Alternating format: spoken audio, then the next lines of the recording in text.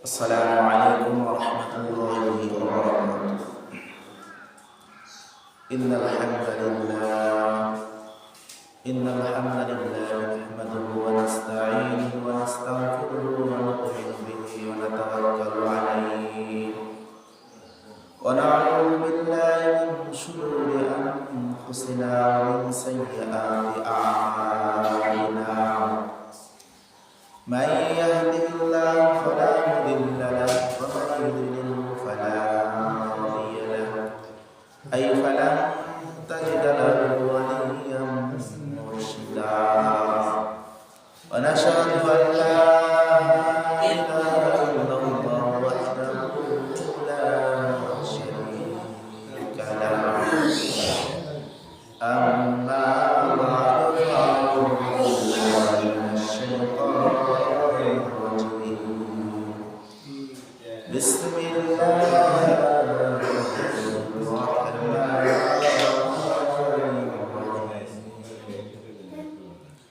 يا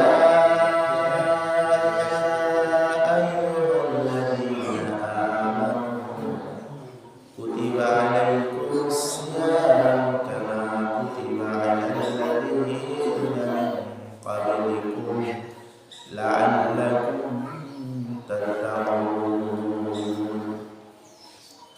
وقال رسول الله صلى الله عليه وسلم: من قام ليلة القدر إيمانا واحتسابا غفر له ما تقدم من ذنبه. ومن صام رمضان إيمانا واحتسابا غفر له ما تقدم من ذنبه. أو كما قال عليه الصلاة والسلام. আলহামদুলিল্লাহ, সমস্ত প্রশংসা রব্বে কারীমের দরবারে, যে মহান আল্লাহ তাআলা একটি সপ্তাহ অতিবাহিত হওয়ার পর মাহে রমজানের দ্বিতীয় জুমায় আসার বসার তৌফিক দান করিয়াছেন। যে আল্লাহ তাআলা, আল্লাহ পাকের শুকরিয়া আদায় করে সকলে বলেন আলহামদুলিল্লাহ। যে রবিকে সৃষ্টি না করলে আসমান জমিন পাহাড় পর্বত, এক কথা আমরা দুইটি চক্ষু দিয়ে যাহা দেখি আর না দেখি, আল্লাহ রাব্বুল আলামিন কোনো কিছু সৃষ্টি করতেন না। এই নবীর ওসিলায় সমস্ত কিছু পেয়েছি। এই জন্য অন্তরস্থল থেকে দরুদ করে শুকর সাল্লাল্লাহু আলাইহি ওয়াসাল্লাম। মুহতারাম হাজিরিন, আমাদের সামনে মাহে রমজান বিদায় নিচ্ছে। রহমত, মাগফিরাত, নাজাত, রহমতের রোজা শেষের দিকে। দেখতে দেখতে আমাদের সামনে থেকে রোজা বিদায় নিচ্ছে। বান্দা, রোজার মাসটা হলো বান্দার জন্য একটা অফারের মাস। রোজার মাস পাওয়ার পরেও যে বান্দা পরিবর্তনশীল হতে পারলো না, আল্লাহ রাসূল সাল্লাল্লাহু আলাইহি সাল্লাম বলেন, ওই ব্যক্তির মতো পুরা কমাইলা এই আসমানের নিচে জমিনের উপরে আর কেউ নেই। রমজান মাস পাওয়ার পরেও যে বান্দা পরিবর্তনশীল হলো না, পরিবর্তন হতে পারলো না, তার মতো হতভাগা পুরা কপাইলা আর কেউ নেই। এই জন্য এখনো যারা রোজা রাখেন না, নিয়ত করেন যে আমি বাকি রোজাগুলো রাখবো। আল্লাহ রাব্বুল আলামিন রোজার মাসে এত অফার দান করেছেন, এত পুরস্কার দান করেছে। কেন রোজাদারকে কেন এত অফার দেওয়া হচ্ছে? ইয়াদাউ শাহাওয়াতাহু ওয়া তুআমাহু মিন আজলি। কারণ রোজার মাধ্যমে মানুষের শাহওয়াত এবং খানা পিনা বন্ধ থাকে। এজন্যই আল্লাহ রাব্বুল আলামিন হাদিসে কুরসির ভিতরে বলেন, ক্বালা আল্লাহু তাআলা ইল্লা সাওম ফাইন্নাহু লি ওয়া আনা আজসি। আমি রোজার পুরস্কার আমি আল্লাহ নিজ হাতে দেব। কেন?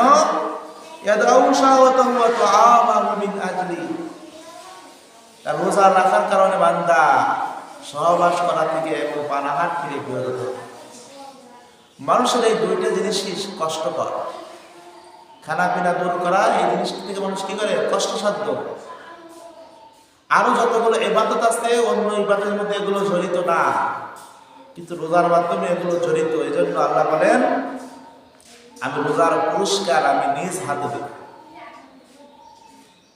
আল্লাহ যখন কোনো বান্দাকে নিজ হাতে দিবে তখন কেমন দেওয়া দেবে? গ্রামে যদি কোনো মেম্বার বলে যে আমি আমার বাড়িতে যাই, আমি তোমাকে একটা কার্ড দিব, তো আমরা আশা রাখতে পারি মেম্বার যেহেতু একটা কার্ড দেবে, কার্ডের ভিতরে হয়তো বা 1000-1500 টাকা থাকতে পারে, এর বেশি কিছু থাকবে না, আমার মনের ভিতরে এই রায় দেবে। কথা বলেন ঠিক কিনা? একই কথা যখন চেয়ারম্যান বলবে দুটো আশাবাদী 5000 টাকা করে পাওয়া যাবে, চেয়ারম্যান যেহেতু বলছে। যদি এমপি বলে তার লাখ টাকা, প্রধানমন্ত্রী বললে আরো টাকা। যদি সারা বাংলাদেশের যে প্রধানমন্ত্রী সে যদি বলে আমার হতে পারে, তার সাথে সম্পর্ক থাকবে। সারা বিশ্ব যে পরিচালনা করছে সে যদি আপনাকে আমন্ত্রণ জানায় তাহলে আরো খুশি, সে আরো অনেক বড় কিছু দিবে। মানুষ যত বড় হয় তার ব্যক্তির কথা তখন কি হয়? বড় হয়ে যায়। একই কথা ব্যক্তি বড় হওয়ার কারণে কথার দামও কি হয়ে যায়? বড় হয়ে যায়। একই কথা। তো স্বয়ং আল্লাহ রাব্বুল আলামিন বিশ্ব প্রতিপালক যিনি আমাকে আপনাকে সৃষ্টি করেছে, সে আল্লাহ যেহেতু বলতেছে যে আল্লাহ যেহেতু বলতেছে যে আমি রোজার পুরস্কার আমি নিজ হাতে দিব, তাহলে কেমন দেওয়া দিবে? আল্লাহ যখন দিবে বান্দাকে তখন বান্দার মন শীতল হয়ে যাবে, অন্তর শীতল হয়ে যাবে, চক্ষু শীতল হয়ে যাবে। রোজাদারের জন্য একটা জান্নাতে একটা দরজা আছে, রায়্যান নামক দরজা, যে দরজা দিয়া একমাত্র রোজাদাররাই প্রবেশ করবে, আর কেউ প্রবেশ করতে পারবে না। সেই দরজাটা শুধু রোজাদারদের জন্যই খাস, আর কাউকেই দেওয়া হবে না। আল্লাহ রাব্বুল আলামিন রোজাদারকে এতই ভালোবাসেন, রোজা রাখার কারণে বান্দার টক্সিন জাতীয় একটা গ্যাস হয়। কি হয়? টক্সিন জাতীয় একটা গ্যাস হয়, যে গ্যাসের কারণে মুখ থেকে দুর্গন্ধ বের হয়। আল্লাহ রাসূল বলেন ওয়ালা খালুফু ফামিস সাইমি আতিয়াবু ইনদাল্লাহি মিন রিহিল মিসকি ওয়াস সিয়াম। আল্লাহ রাসূল বলেন ওয়ালা খালুফু ফামিস সাইমি আতিয়াবু ইনদাল্লাহি মিন রিহিল মিসকি। রোজাদারের মুখের দুর্গন্ধ আল্লাহ তাআলার কাছে মেশক ও আম্বারার থেকে সুগরান। বলেন সুবহানাল্লাহ। রোজা রাখার কারণে বান্দা দুর্গন্ধ বের হয়, কিন্তু আল্লাহর কাছে না দুর্গন্ধ না, আল্লাহর কাছে সুগরান, মেশক আম্বারার থেকেও সুগরান। ওয়া সিয়ামু জুন্নাহ, আর রোজা হলো ডাল শুরু। মানুষ যখন যুদ্ধ করতে যায়, যুদ্ধ জন্য একটা ডাল থেকে, ডাল লাগে কিসের জন্য ব্যবহার করে? যেন আমার তরবারির আঘাত যেন আমার যেন তীর না লাগে। তো বান্দা যখন রোজা রাখবে, রোজাটা জাহান্নামের হলো ডাল শুরু। এই রোজা আপনাকে জাহান্নামের আগুন থেকে মুক্তি দান করবে। সুবহানাল্লাহ। আর রোজা রাখার মাধ্যমে আপনার গুনাহ থেকে বিরত রাখবে। আপনি রোজা রাখার পরে মিথ্যে কথা বলবেন না। এখন যদি কেউ মিথ্যে কথা বলতে আসে, আপনি কি বলবেন? ইন্নী মুরাউন সাইম, আমি রোজাদার। এখন জোর করতে কথা বলতে আসে, গুনার কাজ করতে আসে, গালিগালাজ করার দরকার হয়, আপনি কি করবেন? বলবেন আমি রোজাদার, আমি আজকে আপনার সাথে ফাহিশা কথা জড়িত হব। এজন্য রোজা রাখার মাধ্যমে আপনার পাপ কাজ থেকে দূরে থাকা যাবে। এই জন্য রোজাটা আল্লাহর কাছে অত্যন্ত গুরুত্বপূর্ণ। বনি আদম যত আমল করে থাকে 10 গুণ থেকে 700 গুণ পর্যন্ত বৃদ্ধি করা হয়। কুল্লু আমাল ইবনি আদামা ইদাফুল হাসানাতু বিআশরি আমসালি ইলা 700 দিয়াফিন। বনি আদম যে আমল করে থাকে এই আমলটা 10 গুণ থেকে 700 গুণ পর্যন্ত বৃদ্ধি করে থাকে। ইল্লা সাওম, কিন্তু রোজার ব্যতিক্রম। রোজার পুরস্কার আল্লাহ তাআলা নিজ হাতে দিবেন। কি পুরস্কার দিবেন? মুসলমান ভাইরা আমার, যেদিন মা সন্তানকে পরিচয় দিবে না, বাবা ছেলেকে পরিচয় দিবে না, ভাই ভাইকে পরিচয় দিবে না, ওই কঠিন মুসিবতের দিন আল্লাহ রাব্বুল আলামিন এই রোজাদারকে বলবেন না সুবহানাল্লাহ। রোজাদারকে বিশেষ অফার থাকবে, এদেরকে খাবারের ব্যবস্থা করানো হবে, দস্তরখান বিছানা দেওয়া হবে। এই রোজাদাররা দস্তরখান বিছায়া খাবার খাবে, আনন্দ করবে, ফুর্তি করবে। অন্য অন্য মানুষরা বলবে এরা কি বোকা, আমরা হিসাব নিকাশে ব্যস্ত, আর এরা খাবার জন্য পাগল হয়ে গিয়েছে। পাশ থেকে একজন বলবে তারাই তো ভালো, আমরা হিসাব নিকাশে ব্যস্ত, আর এদের খাবারের ব্যবস্থা করতেছি, এদের খবরটা কতই না ভালো। তখন ওই বান্দারা আল্লাহর কাছে কোশ্চেন করবে, আল্লাহ এরা কি আমল করেছিল, আমরা হিসাব নিকাশে ব্যস্ত, আর আজকে খাইতেছে, আনন্দ করতেছে, ফুর্তি করতেছে। কারণ কি? কারণ হলো ইয়াদাউ শাহওয়াতাহু ওয়া তুআমাহু মিন আজলি। রোজাদাররা শাহওয়াত এবং খানা-খোরাক থেকে দূরে থাকছে, এর বিনিময়ে আল্লাহ রাব্বুল আলামিন সেই দিন সেটা খাবারের ব্যবস্থা করে দেবেন। সুবহানাল্লাহ। শুধু কি তাই, আল্লাহ রাব্বুল আলামিন রোজাদারদের সাথে সাক্ষাতের ব্যবস্থা করবেন। স্বয়ং আল্লাহর সাথে সাক্ষাৎ হবে। একমাত্র রোজাদাররা আল্লাহর সাথে সাক্ষাৎ করবে। যদি কোনো ব্যক্তির যদি সম্পর্ক প্রধানমন্ত্রীর সাথে থাকে, তার কেমন পাওয়ার থাকে এই দুনিয়াতে, তার সামনে তো যাওয়াই যায় না। যদি সেই দিন আপনার সম্পর্ক আল্লাহর সাথে থাকে, তাহলে আপনার কপাল কতই না ভালো। এই মুসলমান ভাইরা আমার, এই রোজাদাররা সেই দিন সব আল্লাহ তাআলার সাথে সাক্ষাৎ করবেন। সুবহানাল্লাহ। শুধু কি তাই, কিয়ামতের দিন রোজাদাররা আপনার রোজা আপনার জন্য সুপারিশ করবে। হাদিসের বুখারী শরীফের হাদিস, কোরআন শরীফ এবং রোজা আপনার জন্য সুপারিশ করবে।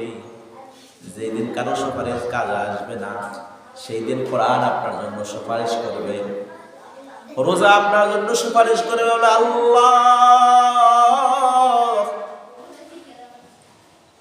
এই ব্যক্তি খায় নাই, স্ত্রীর সম্পর্ক থেকে বিরত থেকেছে, দুনিয়ার পাপ কাজ থেকে বিরত থেকে কষ্ট করে রোজা রাখছে, আমি রোজা দোয়া করতেছি এই ব্যক্তিকে আপনি জান্নাত দান করেন। সুবহানাল্লাহ। কোরআন আপনার জন্য সুপারিশ করবে। মানুষ মৃত্যুবরণ করার পর একেবারে অসহায় হয়ে যায়, কোন আত্মীয় স্বজন ছেলে মেয়ে কেউ আপনাকে ধরা দিবে না। কিন্তু আপনি যদি আমল করে যান, এই আমলটা আপনাকে ধরা দিবে। এজন্য মুসলমান ভাইরা আমার, আল্লাহ রাব্বুল আলামিন সূরাতুল মুলকের ভিতরে বলেন, তাবারাকাল্লাযী বিয়াদিহিল মুলকু ওয়া হুয়া আলা কুল্লি শাইইন কাদির আল্লাযী খালাকাল মাউতা ওয়াল হায়াতা লিয়াবলুয়াকুম আইয়ুকুম আহসানু আমালা। এই দুনিয়াতে আপনাকে পাঠানো হয়েছে, এই দুনিয়াতে পাঠানো হয়েছে আহসানু আমালা করার জন্য। দুনিয়াটা হলো পরীক্ষার জায়গা। দুনিয়াতে আপনি যদি ভালো কাজ করেন তাহলে আখিরাতে ভালো পাইবেন, যদি খারাপ কাজ করেন তাহলে খারাপ পাইবেন। দুনিয়াটা হলো পরীক্ষার জায়গা। আপনি যেভাবে চলেন আপনাকে কোনো কেউ বাধা দিবে না। আপনি মন্দিরে গেলেও আপনার বাধা দিবে না, মসজিদে গেলেও আপনার বাধা দিবে না। আপনি যদি মন্দিরে যান, মেয়েদের নাচ বসা বসা দেখেন, মেয়েরা, যুবতী মেয়েরা গান বাজনা করতেছে, আপনি এখানে বসে বসে যদি দেখেন, আল্লাহ আপনাকে বাধা দিবে না। যদি মসজিদে বসে বসে জিকির করেন, আল্লাহ তাও বাধা দিবে না। কারণ দুনিয়াটা হলো পরীক্ষার জায়গা।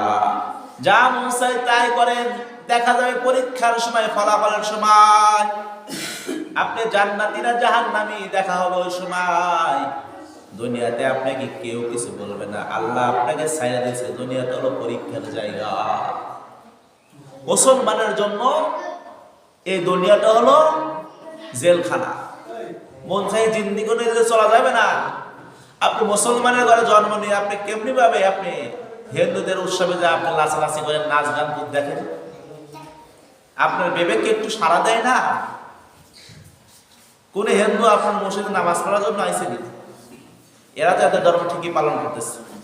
আর আপনারা মুসলমানের ঘরে জন্ম নিয়ে মন্দিরে বসে বসে আপনি কি করতেছেন? সেখানে যে মেয়েদেরকে দেখাই যায় নাই, সেই মেয়েরা সেখানে বসে থাকে, সেখানে নাচ গান হচ্ছে, আর আপনি মুসলমানের ঘরে জন্ম নিয়ে আপনি বেলজ্জার মতো সেখানে বসে থাকেন। আপনার মতো পুরা কপালে আর কে আছে? আপনার মতো হতভাগা আর কে আছে? মুসলমানের ঘরে জন্ম নিলে গেলেই মুসলমান হওয়া যায় না। মুসলমানের নাম বিক্রি করে খালি মুসলমান হওয়া যায় না। মুসলমানের ঘরে জন্ম নিলে সুদ ঘুষ থেকে বিরত থাকতে হবে, নাচ গান থেকে বিরত থাকতে হবে। এটাকেই বলে মুসলমান। মুসলমান হইলাম, আমি সুদও খাইলাম, ঘুষও খাইলাম, আমি হিন্দু বাড়ি পূজাতে যাওয়া, মণ্ডপে যাওয়া, আমি আড্ডা দিলাম, আমি কেমন মুসলমান? মুসলমান ভাইরা আমার, এই কথাগুলো কখন আপনার ভালো লাগবে? যেদিন আপনি মৃত্যুবরণ করবেন, সেই দিন আফসোস করবেন, হায় গাজীবাড়ি ইমাম সাহেব বলেছিল সুদ খাও না, ঘুষ খাও না, মন্দিরে যাও না, আমি যাই নাই, আজকে তো আমার কেউ নাই। যে সেই দিন আমি তার কথা শুনতাম অথবা নিজের বিবেকটিকে কাজে লাগাইতাম, তাহলে আমি আজকে জাহান্নামী হইতাম না। সেই দিন আফসোস করবে, আল্লাহ ফাতারাহু বিযামবি ফাসাওকাল লিআসহাবিস সাঈর। দূর হ, তোর মতো বান্দা আমার দরকার নাই। দুনিয়াতে 60 বছর 70 বছর হায়াত দিয়েছিলাম, আমার কাছে ফিরে আসো নাই, আমার কাছে মাপ চাও নাই। আজকে মাপ চাইলে কাজ হবে না। দুনিয়াতে যদি মাপ চাওয়ার মতো মাপ চাওয়া যায়, আল্লাহ সেকেন্ডেই মানুষকে পরিবর্তন করে দেবেন। সুবহানাল্লাহ।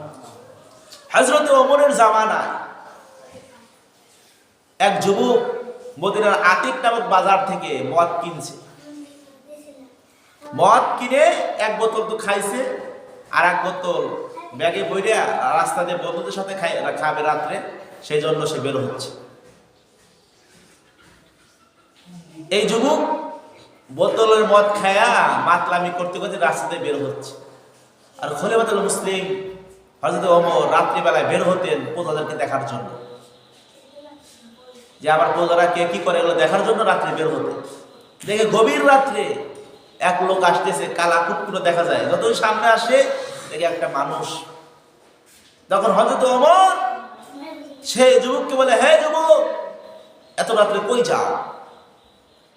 ওমরের শব্দ শোনা মাত্রই ওই যুবকের মাতলামি ভালো হয়ে গিয়েছে। তখন বলতেছে, জাহাপনা খলিফাতুল মুসলিমিন, আমি আমার বোনের বাড়ি যাচ্ছি। বোনের বাড়ি যাচ্ছ? সে কিন্তু মদ খাইছে। তখন বলতেছে, তোমার ব্যাগে কি? ব্যাগে দুধ নিয়ে আমি বোনের বাড়ি যাচ্ছি। এত রাত্রে দুধ নিয়ে যায়? বলে, আমি আমার বোন একটু অসুস্থ, তো এই জন্য আমার বোনের বাড়ি দুধ নিয়ে যাচ্ছি। কিন্তু বাস্তবে কিন্তু ব্যাগে কি? মদ।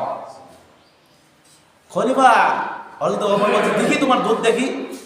খলিফার তো সারা পাত্র না। তখন এবার দেখতেছে, সেই লোকটা দেখতেছে, এক তো মদ পান করছি, এক ভুল করছি, দ্বিতীয়ত মদ আমি লুকাইছি, লুকানোর পরেও আমার মিথ্যা কথা বলছি, মদকে আমি দুধ বানাইছি। এখন যদি আমি ওমরের হাতে এটা তুলে দেই, তাহলে ওমর তো আমাকে শেষ করে ফেলবে। আর ওমর এমন সাহাবী ছিলেন যাকে দেখে শয়তানও ভয় পেত। তখন দেখতেছি আমি কি করি এখন? তখন মনে মনেই ওই যুবকটা আল্লাহর কাছে দোয়া করে, আল্লাহ তুমি যদি আমাকে ওমরের হাত থেকে রেহাই দাও, আমি কথা দিলাম আর জীবনে আমি কোনোদিন মদ খাবো না, আর কোনোদিন মদ পান করবো না। আল্লাহ, ওমরের হাত থেকে তুমি বাঁচাও, এখান থেকে আমাকে কেউ বাঁচাইতে পারবে না তুমি ছাড়া। মনের অজান্তেই মনের ভিতর থেকে আল্লাহর কাছে দোয়া করে। এই দোয়া করে ওই ব্যাগটা ওমরের হাতে তুলে দেয়। ওমর দেখে সত্যি সত্যি ওই বোতলে মদ নাই, দুধ, কুসুম কুসুম গরম দুধ। তখন দুধ দেখে তখন ঠিক আছে, যাও, তোমার মনে বেড়ে যাও, চলে যাও। তখন ওই লোকটি আর যায় না। তখন ওই যুবকটি বলতেছে, খলিফাতুল মুসলিমিন, আমি কিন্তু আসলেই মদ পান করছিলাম, আমি কিন্তু কি করছিলাম, মদ পান করেছিলাম, এবং শুধু পানি করি নাই, এই যে আমার বোতলে দুধ দেখতেছিলাম, দুধ না, এটা মদ ছিল, আমি মদ নিয়ে আসছিলাম। কিন্তু আমি আল্লাহর কাছে দোয়া করছি, আল্লাহ ওমরের হাত থেকে আমাকে বাঁচাও। যেহেতু আমাকে আল্লাহ বাঁচাইছে, আমি ওমর আপনার হাতে সাক্ষী রেখে কথা দিলাম আর জীবনে কোনোদিন মদ পান করব না। সুবহানাল্লাহ। তো আল্লাহ সেকেন্ডের মাধ্যমে তার দোয়া কবুল করে মদকে কি বানাইছে, দুধ বানাইছে। তো আমি আর আপনি যদি আল্লাহর কাছে দোয়া করি, তো আল্লাহ আমার জিন্দেগীর সমস্ত গুনাহ মাফ করে দেবে। গুনাহ মাফ করেই দিবেন না, ক্ষান্ত হবেন না, আমার গুনাহগুলোকে সব দ্বারা আবর্তনশীল বানাই বলেন। সুবহানাল্লাহ। হাদিসে বুখারী শরীফের হাদিসে এসেছে, মান সামা রমাদানা ঈমানান ওয়া ইহতিসাবান গুফিরা লাহু মা তাকদ্দামা মিন যামবি। কোন বান্দা যখন মাহে রমজানের রোজা সওয়াবের আশায়, ঈমানের আশায় রাখবে, গুফিরা লাহু মা তাকদ্দামা মিন যামবি, আল্লাহ অতীতের সমস্ত গুনাহ মাফ করে দেবেন। সুবহানাল্লাহ। তো আমার নিয়াতকে পরিবর্তন করতে হবে। আমি যদি পরিবর্তনশীল হই, আল্লাহ পরিবর্তন করবে। দুনিয়াতেই সুযোগ, মরার পরে পরিবর্তন হতে চাইলে পরিবর্তন হয়ে কি হবে না, কাজ হবে না। মরার পরে মন চাইবে নামাজ পড়তে, কিন্তু ওই নামাজ পড়ে কোনো সওয়াব দেওয়া হবে না। কিন্তু দুনিয়াতে যদি আপনি একবার সুবহানাল্লাহ বলেন, জান্নাতে আপনার জন্য একটা গাছ তৈরি হয়ে যাবে। বলেন সুবহানাল্লাহ।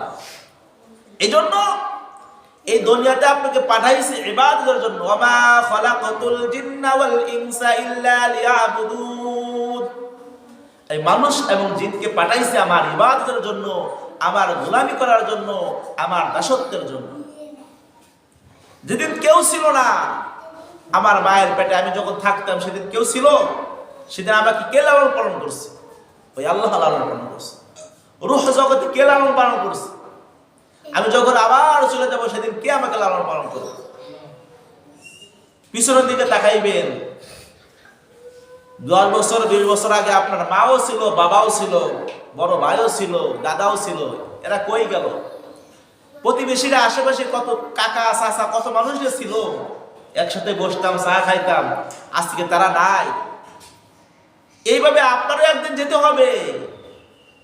যে আল্লাহ আপনাকে যৌবন দিয়েছে, যুবক ছিলেন, দৌড়াদৌড়ি করতেন, এক মনে বস্তা নিজ হাতে উঠাইতে পারতেন, এখন হাঁটতে পারেন না লাঠি ছাড়া, কথা বললে আপনার কষ্ট লাগে, কে যৌবন ফুরায় নিল? যে আল্লাহ তাআলা আপনার কালো কুচকুচো দাড়ি দান করেছিল, মাথার চুল কালো ছিল, এখন পাকা হয়ে গেল, কে পাকা করল? এটা দিয়ে আল্লাহ কি বোঝায়? তোমার আয়াত শেষের দিকে তোমাকে পরিবর্তন করতেছি বান্দা, আর যে জিনিসটা পরিবর্তন হয় ওই জিনিসটা ধ্বংসশীল। দুনিয়াটা পরিবর্তন হতেছে, দুনিয়াও ধ্বংসশীল। মানুষ ছোট থেকে বড় হচ্ছে, বুড়ো হচ্ছে, যুবক হচ্ছে, এরা কি হচ্ছে? পরিবর্তন হচ্ছে। আর পরিবর্তনশীল কি হয়? ধ্বংস হয়ে যায়। তো আমি আর আপনি একদিন ধ্বংস হয়ে যাব, মৃত্যু হয়ে যাবে। কুল্লু নাফসিন যায়িকাতুল মাউত।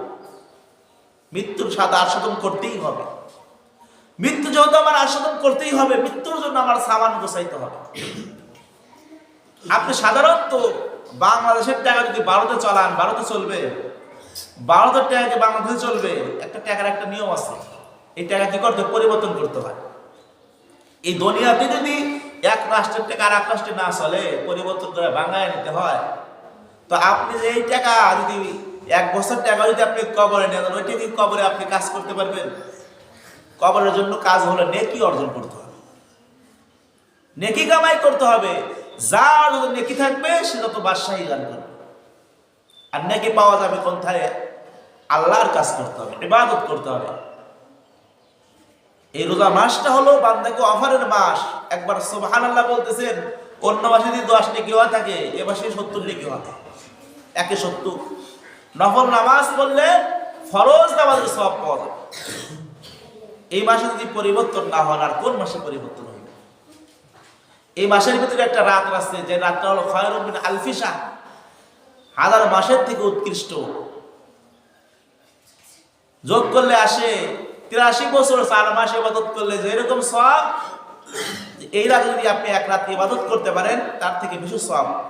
মান কামা লাইলাতুল কদর ঈমানান ওয়া ইহতিসাবান গুফিরা লাহু মা তাকাদ্দামা মিন যামবি। এই লাইলাতুল কদরে কেউ নামাজ পড়ে, তার অতীতের সমস্ত গুনাহ আল্লাহ মাফ করে দেবেন, সুবহানাল্লাহ। এইজন্য এই মাসটা হলো শুধু ইবাদতের মাস, বান্দাকে দেওয়ার মাস, বান্দা খালি কামাইয়ের মাস। এই মাসে যদি বসে চাষটালে বসে থাকেন, আড্ডায় বসে থাকেন, রোজা না রাখেন, রোজার মাসে সম্মান না করেন, তাহলে আপনার মতো মুসলমান থাকা আর না থাকে একই কথা। শুধু রোজা রাখলেই কাজ হবে না, রোজা রাখলে আরো কাজ আছে। রোজা রেখে মিথ্যা কথা বলা যাবে না, দেহের গুনাহ করা যাবে না, হাতের গুনাহ করা যাবে না, পায়ের গুনাহ করা যাবে না, অঙ্গ প্রত্যঙ্গের গুনাহ করা যাবে না। না খান নামে রোজা নয়, রোজার আরো কাজ আছে। রোজা রেখে যদি আপনি মিথ্যা কথা বলেন, রোজা রেখে যদি আপনি সুদ খান, ঘুষ খান, তাহলে আপনি রোজা রাখা না রাখা একই কথা। এই জন্য রোজার মাস আপনি পরিবর্তন হন, রোজার মাসে যদি পরিবর্তন না হন, তাহলে আপনার মতো পুরা কাবেলা আর কেউ নেই। এই জন্য এই কথাগুলো দিলের ভিতরে বসাইবেন, কাজে লাগাইবেন, পরিবর্তন হবেন। পরিবর্তন মনে হচ্ছে আজকে নামাজ পড়বো না, কালকের থেকে শুরু করবো। আপনি তো কালকে পর্যন্ত বাঁচবেন, তার কোনো গ্যারান্টি আছে? কোনো গ্যারান্টি নাই। কার কখন মৃত্যু এসে যাবে কেউ জানে না। এই জন্য আমাদের পরিবর্তন হতে হবে। আল্লাহ রাব্বুল আলামিন আমাদেরকে পরিবর্তন করেন। সকালবেলা আল্লাহুম্মা আমিন। যারা সাদা সুন্নাত পড়ে, সেটাই পড়ে।